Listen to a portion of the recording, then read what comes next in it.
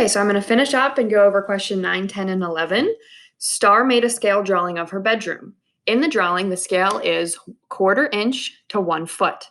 If the closet, that's supposed to say closet, measures 1/2 inch by 3/4 inch, what are the actual dimensions of the closet? So this is what we did in lesson 7. So I'm given this scale here, so I'm going to write that out. So I have 1/4 inch is equal to 1 foot.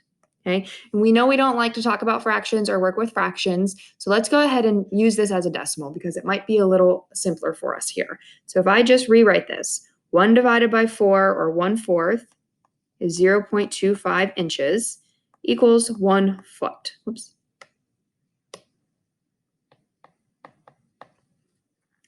So now I have two parts here. I have the length and width of the closet. I need to scale both of those up to find the new dimensions. So I'm going to do one at a time. I'm going to take this 1/2 inch. I don't want to use the fraction, so I'm going to go ahead and use it as a decimal. 0.5 inches is how many feet? So then again, we're just going to go ahead and find our scale factor. I'm going to go top to bottom here, so I'm going to draw my arrow in. Remember, if you're finding that number, it's always the end of your arrow divided by the start of your arrow. So I'm going to think about this and do 0.5 divided by 0.25. So if you want to go ahead and use your calculator here, perfectly fine. 0.5 divided by 0.25 is going to give me 2. So then my scale factor is going to be 2. So then remember, we're going to take that in here and scale that up. That means we're going to multiply by 2, and I get 2. So I found that length, 1 inch scales to 2 feet.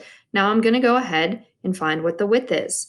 So I'm given 3/4 of an inch. I'm going to do the same thing and use this as a decimal. So I'm going to say 0.75, because 3/4 is equal to 0.75, is equal to how many feet if I know that my scale is 0.25. Let's write this above so that my work looks consistent for you guys. Okay, so 0.25 inches is equal to 1 foot. Find my scale factor here. So I'm going to go ahead and do 0.75 divided by 0.25. And I'm going to get 3. So that means my scale factor is 3. So if I do 1 times 3 here, I get 3. So now I found that my new dimensions are going to be, or my scaled dimensions are going to be 2 feet by 3 feet. Looking at question 10, Andrew's shopping mall plans are drawn to scale drawn to a scale of 1 centimeter to 5 meters. What would be the area and perimeter of a rectangular shopping space that measures 2.4 centimeters by 4 centimeters on the plans? So this is a little bit different here. Okay, so I'm given a length and a width. I'm going to have to first scale those up and then remember what an area and perimeter is. So there's a lot going on in this problem. So let's work on first just scaling these up. So here's my length, here's my width.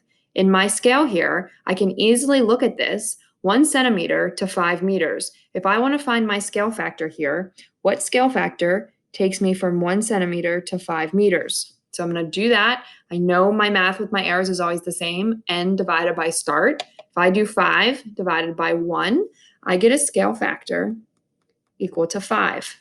So now that I have that, I can take all of my centimeters and multiply them by 5. So if I need to know this, 2.4 centimeters times 5 is going to give me 12 meters by, do the same thing here, 4 centimeters times 5 is going to be 20 meters. Okay, so first step was to go ahead and calculate your new length and width. Okay, so I found my scale factor of 5 and multiplied it through. Now I need to know the area and the perimeter. So we're given this shape here.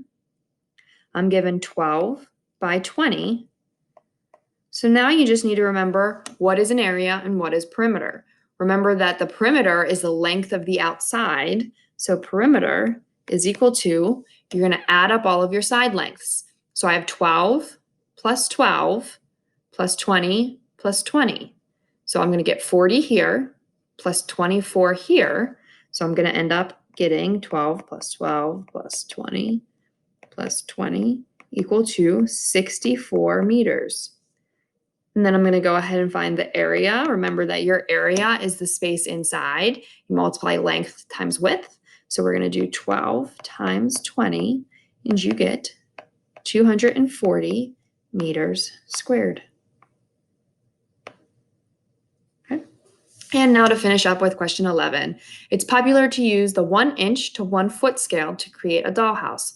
Using this scale, what would be the dimensions of the following items? So notice that this scale is 1 to 1. That means for every inch, I'm equal to a foot. So then what is my scale factor there? It's not even changing. It's one of those situations where my scale factor is 1. That's why it's so popular, because if we're measuring and cutting things, it becomes very simple. So if I'm not changing anything here, if 1 inch is equal to 1 foot, even if I did that math, 1 divided by 1 is 1. If my scale factor is 1, that means all of my dimensions here are going to be exactly the same.